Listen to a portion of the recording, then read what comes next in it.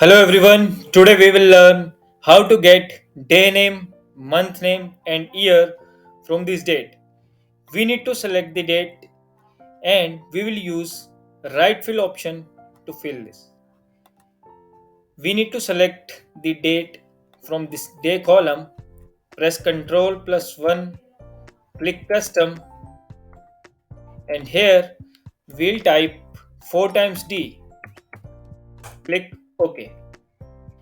Similarly, in this month column also, we will select the date, press Ctrl plus 1, click custom, and here we need to type 4 times M, click OK.